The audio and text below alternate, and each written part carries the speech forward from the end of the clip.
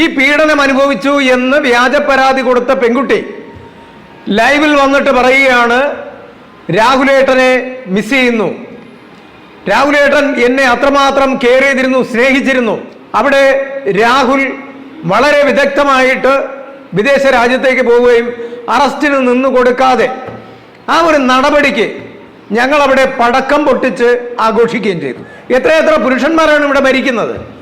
ഒന്നാലോചിക്കണം, ഈ രാഹുൽ ആത്മഹത്യ ചെയ്തിരുന്നു എങ്കിൽ എന്തായിരിക്കും സ്ഥിതി?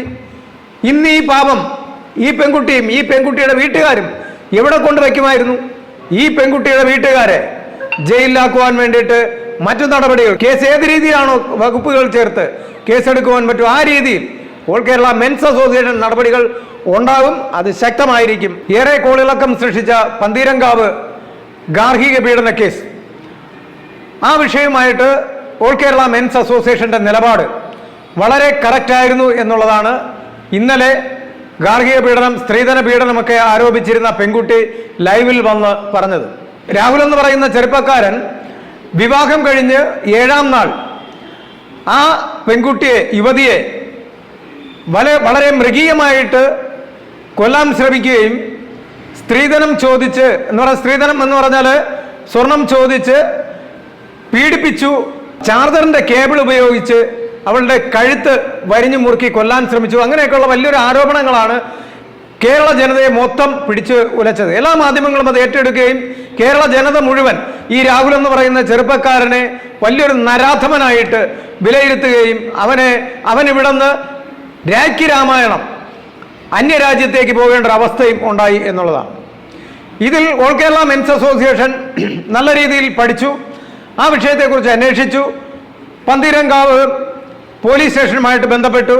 അങ്ങനെ ഒത്തിരി കാര്യങ്ങൾ അന്വേഷിച്ചപ്പോൾ ഇതൊരു വ്യാജ ആരോപണമാണ് എന്ന് സംഘടനയ്ക്ക് ബോധ്യമാവുകയും കഴിഞ്ഞ മാസം 18-ാം തീയതിയിടന്ന് ഞങ്ങളൊരു ടീമായിട്ട് പന്തീരങ്കാവ്, കോഴിക്കോട് ജില്ലയിൽ പന്തീരങ്കാവിൽ പോവുകയും അവിടെ ഈ രാഹുലിനെ സപ്പോർട്ട് ചെയ്യുകയും ചെയ്തു. അദ്ദേഹത്തിൻ്റെ വീട്ടിൽ പോയി.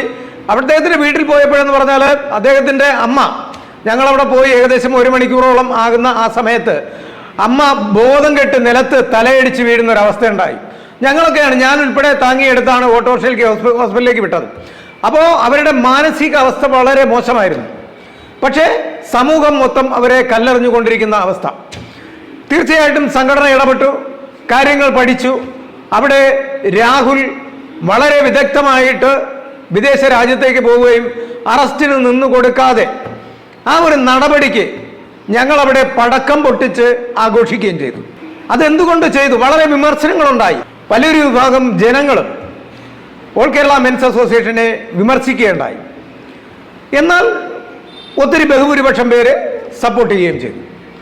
പക്ഷേ ഇന്ന് നമ്മൾ മനസ്സിലാക്കുമ്പോൾ ആ പെൺകുട്ടി, ഈ പീഡനം അനുഭവിച്ചു എന്ന് വ്യാജ പരാതി കൊടുത്ത പെൺകുട്ടി ലൈവിൽ വന്നിട്ട് പറയുകയാണ്, രാഹുലേട്ടനെ മിസ് ചെയ്യുന്നു, രാഹുലേട്ടൻ എന്നെ അത്രമാത്രം കെയർ ചെയ്തിരുന്നു, സ്നേഹിച്ചിരുന്നു.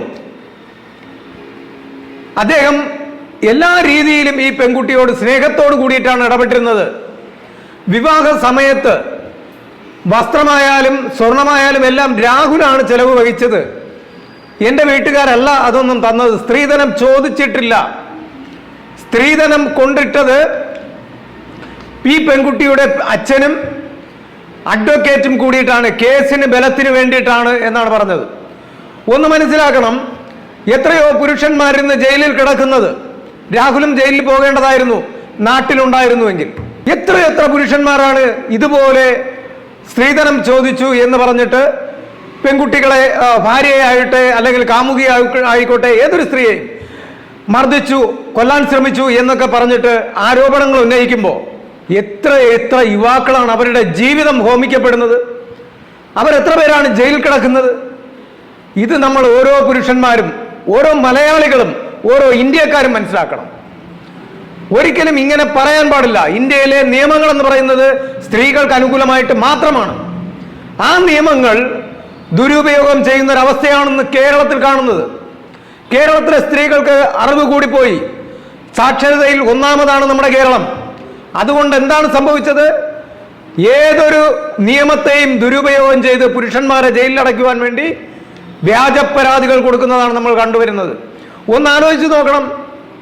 ഈ യുവതി ഇന്ന് മാപ്പ് പറയുകയും കേസില്ല എന്ന് ഹൈക്കോടതിയിലൊക്കെ പോകാം, അവൾ എന്ത് വേണോ ചെയ്യാമെന്ന് പറയുമ്പോൾ ഒരു യുവാവിൻ്റെ ജീവിതമാണ് നശിച്ചത്. അയാൾക്കുണ്ടായ മാനഹാനി, അയാളുടെ ഫാമിലിക്കുണ്ടായ മാനഹാനി, ഇത് എവിടെ കൊണ്ടുപോയി അദ്ദേഹം വെളുപ്പിച്ചെടുക്കുമെന്ന് നമ്മൾ മനസ്സിലാക്കണം. അദ്ദേഹത്തെ നരാധമൻ എന്ന് വിളിച്ച മാധ്യമപ്രവർത്തകർ എവിടെ നിന്നെല്ലാം അയാളെ കല്ലെറിയാൻ പറ്റുമോ അവിടെ നിന്നെല്ലാം കല്ലെറിഞ്ഞില്ലേ? ക്രൂരനായിട്ടുള്ളൊരു പുരുഷനായില്ലേ? ഒരു പെൺകുട്ടിയെ കല്യാണം കഴിച്ചതിൻ്റെ പേരിലാണ്. എന്നാൽ ആ പെൺകുട്ടി നല്ലതായിരുന്നു? അല്ല, അവൾക്ക് വേറെ പല പല ബന്ധങ്ങളുണ്ടായിരുന്നു. ആ ബന്ധങ്ങൾ വിവാഹം കഴിഞ്ഞതിന് ശേഷവും സ്വാഭാവികമായിട്ട് അത് കണ്ടിന്യൂ ചെയ്ത് പോയാൽ ഏതൊരു ഭർത്താവും ഏതൊരു പുരുഷനും അവനാണെങ്കിൽ ചോദിക്കും. ഒരുപക്ഷെ ചോദ്യവും വാക്കുതർക്കവും ഉണ്ടാകുമ്പോൾ ഒന്നോ രണ്ടോ പൊട്ടിച്ചെന്നും ഇരിക്കും. അത് ഏതൊരു ഫാമിലിയിലുമുള്ളതാണ്. ഇവിടെയും ഈ പെൺകുട്ടിക്ക് പല പല ബന്ധങ്ങളുണ്ടായിരുന്നു. ആ ബന്ധങ്ങൾ ആ പെൺകുട്ടി ബ്ലോക്ക് ചെയ്യാൻ പറഞ്ഞു. ബ്ലോക്ക് ചെയ്തില്ല. അത് തുടർന്നു പോയതിൻ്റെ അടിസ്ഥാനത്തിലാണ് അവർ തമ്മിൽ സംസാരിക്കുകയും വിഷയമുണ്ടാവുകയും ചെയ്തത്. എന്നിട്ടും അവർക്ക് തമ്മിൽ പിരിയണമെന്ന് രാഹുലിനില്ല. അത് അഡ്ജസ്റ്റ് ചെയ്ത് തെറ്റുകൾ തിരുത്തി പോകണമെന്നായിരുന്നു. അതിന് പെൺകുട്ടി തയ്യാറായില്ല എന്നുള്ളതാണ് സത്യം. അവിടെയാണ് പ്രശ്നമായത്. എന്നിട്ട് ആരാ വിഷയമുണ്ടാക്കിയത്? സ്വാഭാവികമായിട്ട് വിവാഹം കഴിഞ്ഞു കഴിഞ്ഞാൽ ഭാര്യയുടെ വീട്ടിൽ നിന്ന് ഭർത്താവിൻ്റെ വീട് കാണുവാൻ വേണ്ടിയിട്ട് കുറച്ച് പേര് വരും. അങ്ങനെ 26 പേര് വിവാഹം കഴിഞ്ഞ അടുത്ത ദിവസങ്ങളിൽ അവിടെ വന്നിരുന്നു. രാഹുലിൻ്റെ വീട്ടിൽ വന്നപ്പോൾ കഴുത്തിൽ ചെറിയൊരു പാടുണ്ടായിരുന്നു. ആ പാട് കണ്ടിട്ട് എന്താണെന്ന് ചോദിച്ചു. പുള്ളിക്കാരി ബാത്റൂമിൽ വീണതാണെന്ന് പറഞ്ഞു. സ്വാഭാവികമായിട്ട് അത് ബാത്റൂമിൽ വീണതാണെന്ന് ഇപ്പോഴും ആ പെൺകുട്ടി പറയുന്നുണ്ട്. എന്നാൽ 2 പൊട്ടിച്ചിട്ടുമുണ്ട്, അത് വേറൊരു സത്യം, അതും പറയുന്നുണ്ട്. പക്ഷേ കൊല്ലാൻ ശ്രമിക്കുകയോ സ്ത്രീധനം ചോദിക്കുകയോ യാതൊന്നും ചെയ്തിട്ടില്ല. പെൺകുട്ടിയുടെ പിതാവ് ആത്മഹത്യ ചെയ്ത് കളയും എന്ന് പറഞ്ഞതിൻ്റെ ഒരൊറ്റ കാരണം കൊണ്ട്, അങ്ങനെ ഒരു അറ്റംപ്റ്റ് പോലും അദ്ദേഹം നടത്തിയതിൻ്റെ അടിസ്ഥാനത്തിൽ പെൺകുട്ടി കളവ് പറയുവാൻ തയ്യാറായി. അതാണ് ഇവിടെ നടന്നത്. ഇത് മനസ്സിലാക്കിയാണ് ഓൾ കേരള മെൻസ് അസോസിയേഷൻ ഈ കേസിൽ ഇടപെടുന്നത്. അവിടെ ഇന്നതാ ആത്മയ്ക്ക് ഈ ഓൾ കേരള മെൻസ് അസോസിയേഷന് പൊൻതൂവലായിട്ട് മാറിയിരിക്കുകയാണ്. കാരണം ഞങ്ങൾ ഇടപെടുന്ന കേസുകളിൽ അത് കൃത്യമായിട്ടും നീതിയും ന്യായവും ഉണ്ടായിരിക്കും. അതിൽ മാത്രമേ ഞങ്ങൾ ഇടപെടാറുള്ളൂ. മുൻപ് നമ്മൾ ബൈജു രാജു എന്ന് പറഞ്ഞ യുവാവിൻ്റെ ആത്മഹത്യയിൽ ഞങ്ങൾ ഇടപെട്ടിരുന്നു. പക്ഷേ ഇവിടുത്തെ നിയമം കൊണ്ട് കൂടുതലായിട്ടൊന്നും ചെയ്യാൻ പറ്റിയില്ല എന്നുള്ളതാണ്. അങ്ങനെ എത്ര കേസുകളാണ്, എത്ര പുരുഷന്മാരാണ് ഇവിടെ ഭരിക്കുന്നത്. ഒന്നാലോചിക്കണം. ഈ രാഹുൽ ആത്മഹത്യ ചെയ്തിരുന്നു എങ്കിൽ എന്തായിരിക്കും സ്ഥിതി? ഇന്ന് ഈ പാപം ഈ പെൺകുട്ടിയും ഈ പെൺകുട്ടിയുടെ വീട്ടുകാരും എവിടെ കൊണ്ടുവയ്ക്കുമായിരുന്നു? എന്തായാലും ആ യുവതിക്ക് ഒരുപാട് സ്ത്രീകൾ ഇതുപോലെ വ്യാജ പരാതികൾ നടത്തിയിട്ട്, ആരോപണങ്ങൾ നടത്തിയിട്ട് പുരുഷന്മാരുടെ കയ്യിൽ നിന്ന് കോടികൾ തട്ടിയെടുക്കുകയും അദ്ദേഹം ആത്മഹത്യ ചെയ്യുക എന്തോ ആയിക്കോട്ടെ, പക്ഷേ ഒരിക്കലും തുറന്നു പറച്ചിലുണ്ടായിട്ടില്ല. ഇവിടെ ഒരു തുറന്നു പറച്ചിലുണ്ടായി. ആ തുറന്നു പറച്ചിലുണ്ടായതിൻ്റെ അടിസ്ഥാനത്തിൽ വലിയൊരു ഗുണമുണ്ടായി. അത് ജനങ്ങൾ ഏറ്റെടുത്തു. തെറ്റെന്താണെന്നും ശരിയെന്താണെന്നും മനസ്സിലാക്കുവാനുള്ള സാഹചര്യമുണ്ടായി. അതിനെന്തായാലും ആ പെൺകുട്ടിക്ക് മനസ്സിലൊരു നന്മ ഉണ്ട്.